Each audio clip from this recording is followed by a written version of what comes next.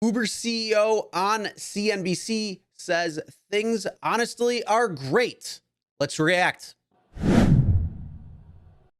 Hey everyone, my name is Chris and welcome to the Rideshare Guy. And Uber's Q3 earnings report just came out and Dara did an interview on CNBC talking about how Uber has reacted in Q3, and let's break it down. First, let's play that interview and we'll go over it.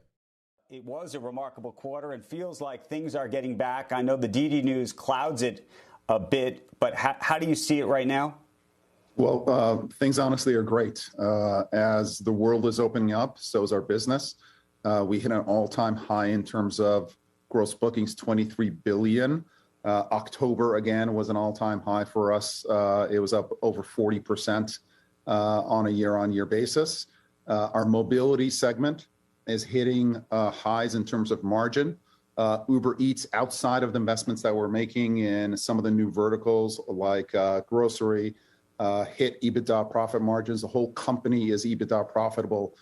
So we're really pleased not only with where the company is now, we're finally EBITDA profitable, but also the road ahead. The supply situation is getting much, much better. So all signals right now are pointing to green. Speak to the margin issue, though, because you did very well this quarter it feels like on a per drive kind of situation. Part of that seems to be a supply issue. Is when things come back into better balance, is that going to be better for you in the end or not? It's going to be much better. Our part of the art and the science, very much of our business, is to balance supply and demand.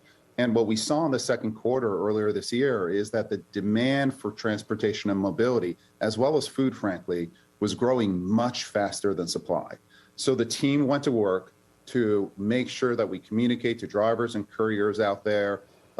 This is flexible work. The earnings opportunities are incredible, and the results speak for themselves. We brought over 640,000 drivers and couriers onto the platform since January.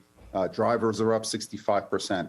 Couriers are up 80%. When you look at the amount they made this quarter, they made $8.6 billion, up 60%.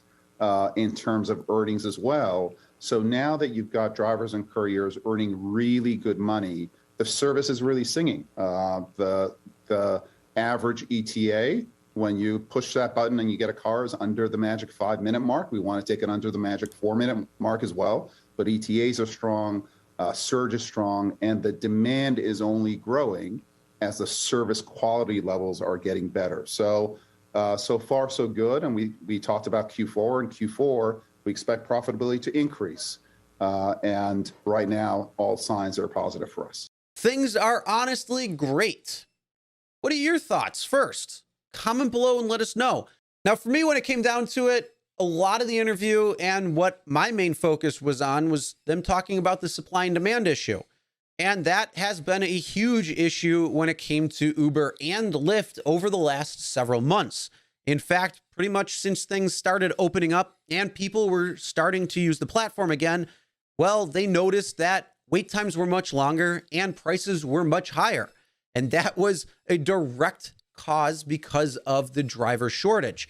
So as they added new drivers, as more drivers are coming back on board, you're starting to see it go back to equilibrium when it comes to supply and demand. And going into the fourth quarter, into the new year, you're probably really actually going to see that equilibrium hit in nearly most markets. Now, they did say there was 640,000 new drivers added and courier drivers.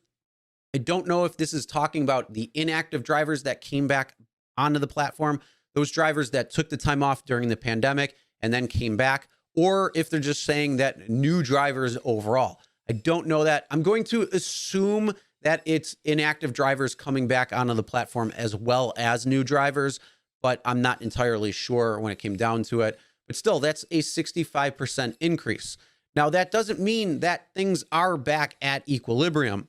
So you can see in some markets, yes, it will be more drivers than what the rides are coming in, and they hit that equilibrium point, or where Uber wants to go with that magic 4-minute wait and ETA And then when it comes to other markets, they're going to focus on trying to attract more drivers and bring drivers back onto the platform if they haven't come back yet. And yeah, Uber should be happy as new drivers are coming back on. They're able to provide more service and they're going to start seeing more people on the platform who are going to be happier with it again because of those lower wait times and even the prices starting to come back to a little bit more acceptable levels. Although I don't think they're ever going to really actually get back to pre-pandemic levels.